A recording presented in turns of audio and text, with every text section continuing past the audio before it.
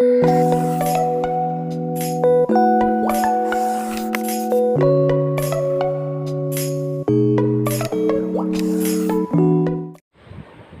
Everyone, welcome to my channel.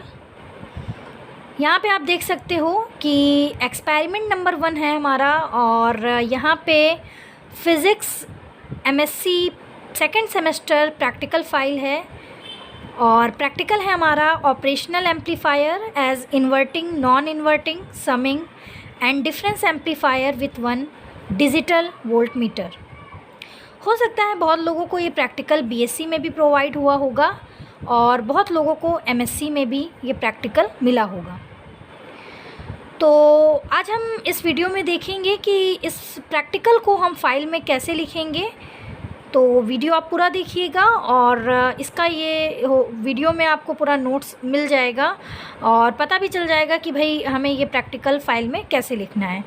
ठीक है। और हाँ, मैं अपने चैनल पे जो मैंने कुछ वीडियो डाले हैं मैकेनिक्स के, बीएससी मैकेनिक्स का टॉपिक है, तो उसके अभी कुछ और वीडियो बहुत दिनों से मैंने अपलोड नहीं किए हैं और ये वीडियो भी मैं काफ़ी दिन बाद अपने चैनल पे अपलोड कर रही हूँ। और मैं कहना ये चाहूँगी कि जो लोग भी इस वीडियो से पढ़ रहे हैं तो आगे की वीडियो भी आपको मिल जाएगी।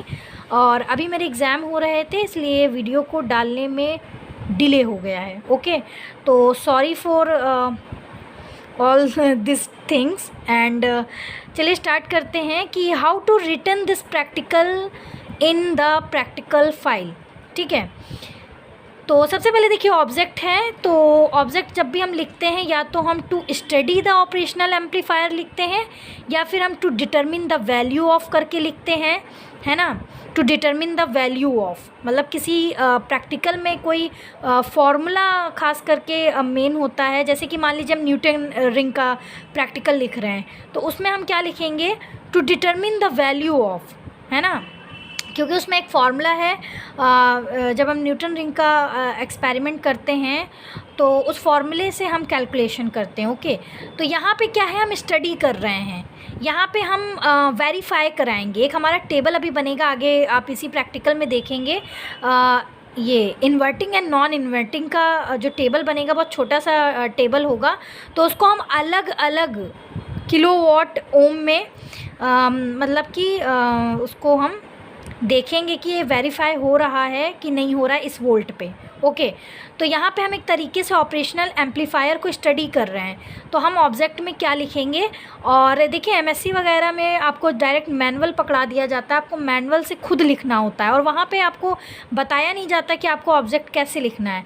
तो आपको ऑब्जेक्ट खुद अपने तरीके से लिखना होगा, है ना। टू स्टडी ऐसे करके आप लिखोगे, to study the operational amplifier as inverting, non inverting, summing and difference amplifier. एक बार हमने फिर से लिख लिया है, हालांकि ये ज़रूरी नहीं है कि option A B C D लिखा जाए, बट मैंने लिख लिया है और करके। Okay, operational amplifier as non inverting, next is inverting and next summing, next difference amplifier. Now second तो सभी जानते हैं कि हम अपैरेटस रिक्वायरमेंट हमारी क्या है, उस प्रैक्टिकल के लिए हम उसको लिखते हैं। ठीक है, इंस्ट्रूमेंट भी बोल सकते हैं पर ज़्यादा बेटर है apparatus requirement, sorry apparatus required, ये आप हेडिंग डाल सकते हो। ठीक है, तो सबसे पहले देखिए आप यहाँ पे क्या है, to continuously variable overload and short circuit protected DC regulated power supply 0 to 5 volt DC. ठीक है, डीसी रेगुलेटेड पावर सप्लाई का यूज़ हो रहा है, डायरेक्ट करंट, और वो हमारी होनी चाहिए 0 से लेके 5 वोल्ट डीसी तक। ठीक है, तो ये है रिक्वायरमेंट, ये अपैरेटस आप लिख सकते हो। एंड यहाँ पे देखिए सेकंड, थर्ड, फोर्थ, फिफ्थ, ये सारे हमारे अपैरेटस लिखे हुए हैं। ठीक है, जो जो अपैरेटस की हमें रिक्वायरमेंट है, जो जो यूज़ हो रहा है ऑपरेशनल एम्पलीफायर में, वो ये सारे यहाँ पर लिखे हुए हैं। ओके, और ये रहा हमारा फिगर इन्वर्टिंग एम्पलीफायर का।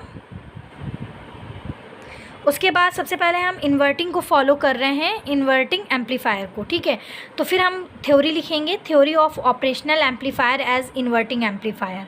हाँ, और जब हम एग्ज़ाम में प्रैक्टिकल फाइल लिखते हैं तो ज़्यादातर यूनिवर्सिटीज़ में जो एग्ज़ाम की प्रैक्टिकल कॉपी लिखी जाती है तो उसमें थ्योरी लिखना ज़रूरी नहीं होता है, उसमें हमें बस जो है थ्योरी नहीं लिखना ज़रूरी होता है और ना तो प्रोसीजर लिखना ज़रूरी होता है।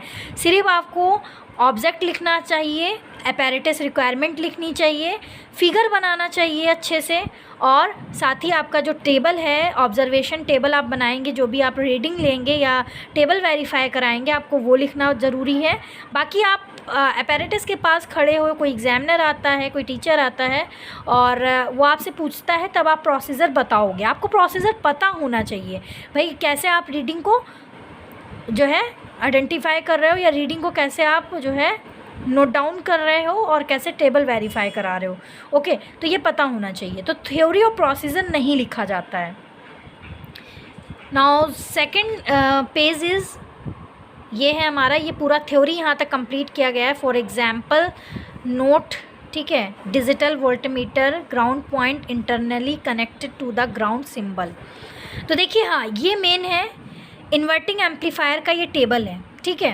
तो यहाँ पे देखिए, जब हम प्रैक्टिकल ये करते हैं तो यही इन्वर्टिंग एम्पलीफायर की जो टेबल है, हमको यही टेबल वेरीफाई करानी पड़ती है। तो सबसे पहले हम 10 किलो ओम पे जो है देखते हैं, फिर हम 22 किलो ओम पे देखते हैं, फिर 33 किलो ओम पे हम देखते हैं, और ये हमारे जो है जो आउटपुट रिज़ल्ट है वो हमारा आता है 10 किलो ओम पे -1 वोल्ट आता है, 22 किलो ओम पे 2 डेसिबल 2 समथिंग आता है, ठीक है। 33 किलो ओम पे -3 डेसिबल 3 वोल्ट आना ही चाहिए, यही सही रीडिंग है। ओके, तो ये इन्वर्टिंग एम्पलीफायर का टेबल वेरिफिकेशन है, ये हमारी टेबल वेरीफाई होनी ही चाहिए और ये जो है रीडिंग आती ही है, ठीक है।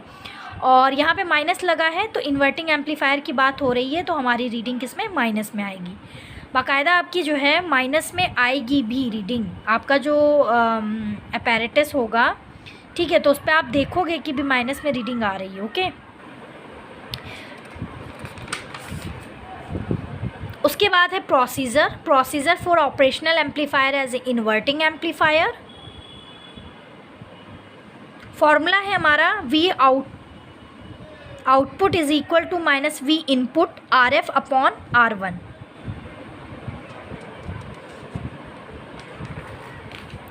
अब देखिए, ये हमारा नॉन इन्वर्टिंग एम्पलीफायर का जो है टेबल है और यही टेबल वेरीफाई होगा।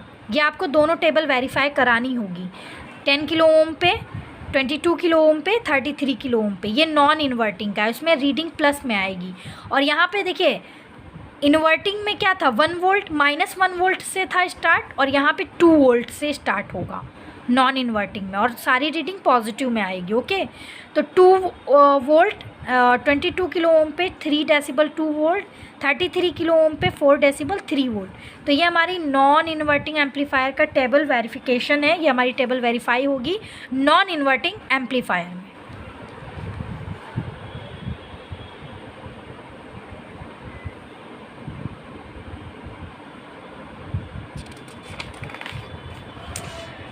फिर ये नॉन इन्वर्टिंग एम्पलीफायर का फिगर है।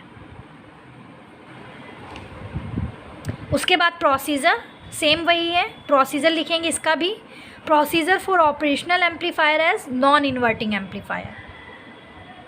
तो ये हमारे प्रोसीजर के स्टेप्स हैं, और इसका फॉर्मूला है V output is equal to V input 1 + RF upon R1।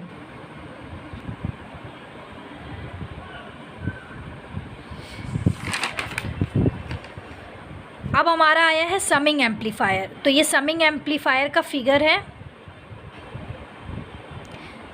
Theory of operational amplifier as summing amplifier, और ये टेबल है समिंग एम्पलीफायर की। इनपुट 1, वोल्टेज इनपुट 2, फिर ये हमारा आउटपुट वोल्टेज है। इनपुट वोल्टेज 1 और 2 सेम होगा, और बाद में आउटपुट वोल्टेज ये हमारा समिंग भी माइनस में आएगा। और यहाँ पे देखिए मल्टीप्लाई हो रहा है, 2 4 6 8, है ना। नेक्स्ट है हमारा प्रोसीजर ऑपरेशनल एम्पलीफायर है समिंग एम्पलीफायर। तो ये स्टेप्स हैं। फॉर्मूला है समिंग एम्पलीफायर का, V output is equal to minus V input 1 plus V input 2। अब आता है डिफरेंस एम्पलीफायर।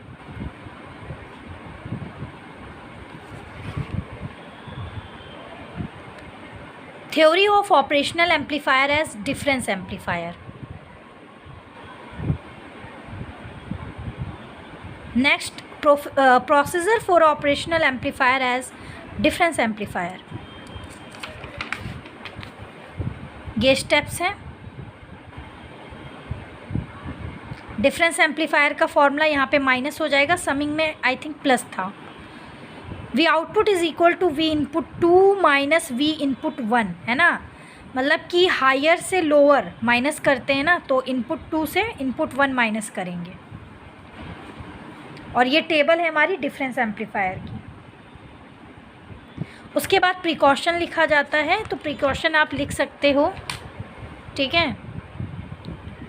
आई थिंक ये सेकंड सेमेस्टर की फ़ाइल है, तो इस पे प्रोसीजर पे ध्यान नहीं दिया टीचर ने, साइन उन्होंने कर दिया है। और सारे इलेक्ट्रॉनिक्स के ही प्रैक्टिकल हैं, तो प्रोसीजर सब में एक ही जैसा रहता है ना, कि सही वायर यूज़ करना चाहिए और शॉर्ट सर्किट का ध्यान रखना चाहिए। वायर सारे जितने भी हैं मेन स्विच से ऑफ़ कर देना चाहिए। उसके बाद ही हमको जो अपना वहाँ पे कनेक्शन है सर्किट्स का वो करना चाहिए। ये तो सारे प्रिकॉशंस होते हैं जनरल, वो आपको पता होने चाहिए। इसके बाद प्रिकॉशन आप डाल के हेडिंग लिख सकते हो, ओके।